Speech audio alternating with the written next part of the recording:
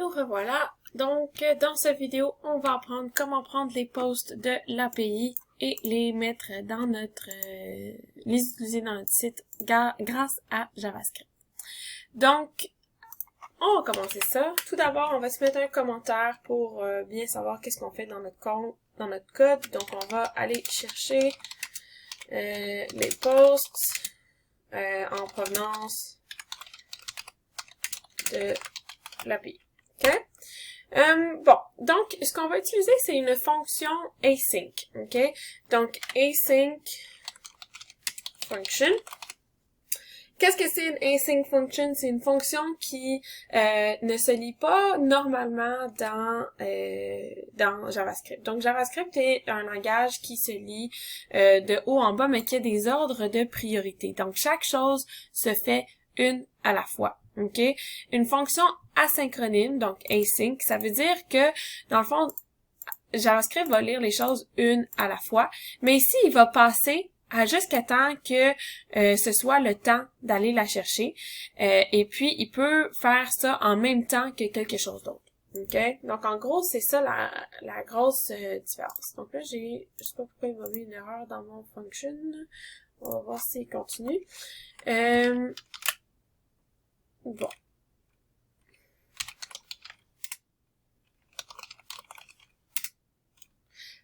OK. Je sais pas pourquoi il me fait ça. On va voir plus tard. Qu'est-ce qu'il me dit comme erreur ici? Ah, OK. Bon, il me manque des trucs. On va y aller. Donc, on va l'appeler obtenir.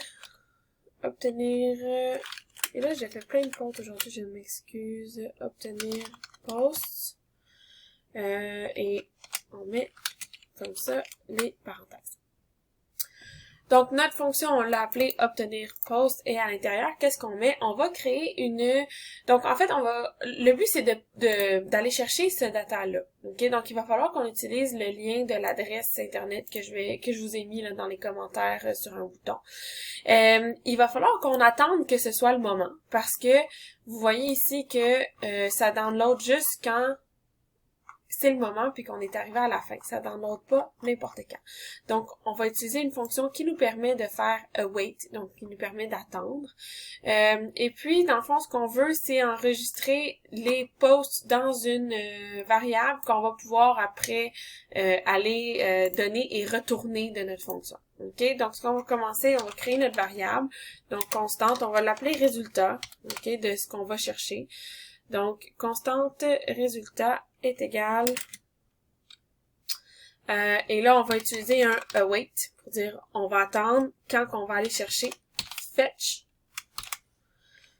Et ici, on va les mettre entre des...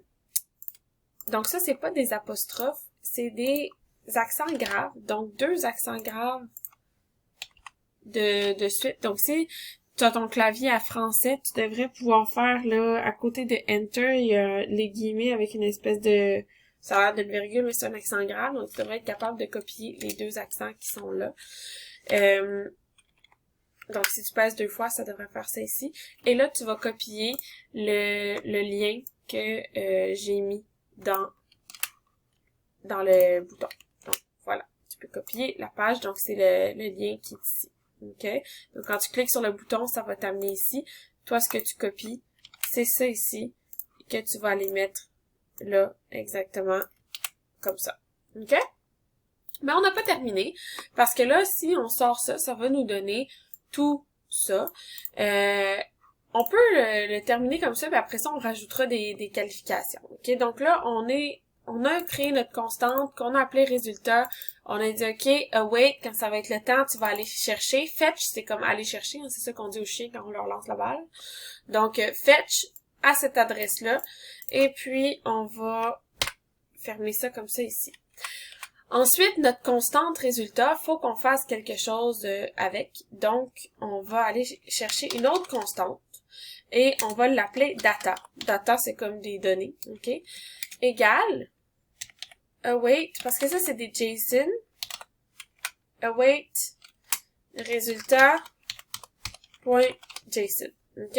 Là, je rentrerai pas dans les spécifiques de ça ici, mais en gros, ça, comme on a pu le voir là dans la page ici, c'est des JSON placeholder. OK? JSON, c'est comme son propre, c'est une propre chose que on verra pas dans le cours, mais les JSON, faut comme les transformer. Donc, on va aller chercher le résultat du JSON qu'on va mettre dans la constante data. OK, en gros, c'est ça qu'on fait. Et tout ce qu'il nous reste à faire après, c'est de return le data. So, return data. Voilà, comme ça ici. J'enregistre. On va aller voir là maintenant si on appelle la fonction. Donc, faut pas oublier de l'appeler. On va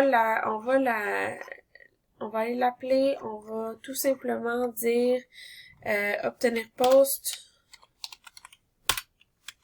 Voilà, comme ça. Si je vais dans, c'est celui-là ici, donc je vais aller chercher mes Google DevTools. Ah, et puis là, en fait, on va mettre ça dans un console log pour qu'on puisse le voir. Donc, voilà, comme ça ici. Et là, ici, je vais aller chercher mes Google DevTools. OK. Bon, ça dit que, j'ai une erreur ici dans DE, donc on va aller tout de suite régler ça ici. C'est pas document, c'est document. Voilà. OK. Console. Donc là, on a reçu une promesse. Donc les JSON, ça crée des promesses. Et si on voit, si on l'ouvre ici, donc on a plein de choses et on a un array. OK, donc ça ici, le prototype, c'est pas très important. Ce qu'on veut aller voir ici, c'est le array 100. OK, ça veut dire qu'on a 100 choses dans notre array. Et quand on clique dessus, ben on a de 0 à 100, on a chacun des posts. Donc ici, on a le user ID 1 avec le ID 1, le titre, et si on va plus loin, on va avoir le body, comme ici, il y a un court titre, donc le body est tout proche. Donc, on peut voir qu'on a très bien réussi à aller chercher nos posts.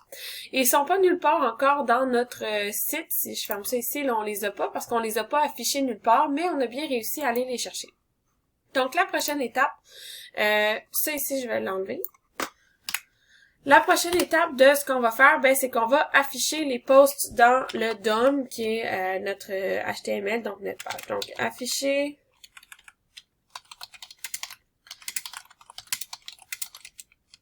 les posts dans le DOM.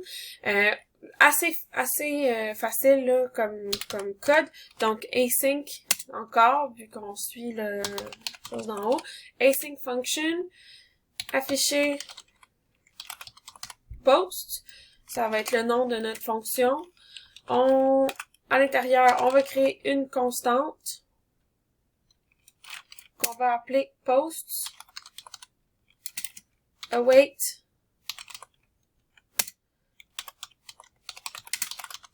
obtenir posts. Oups, on met ça en 1, comme ça. Donc, c'est tout simplement notre fonction. Et là, il va falloir qu'on fasse autre chose ici. Mais au moins, on va obtenir les posts. OK? Ça devrait pas changer rien parce que on n'a pas terminé le code.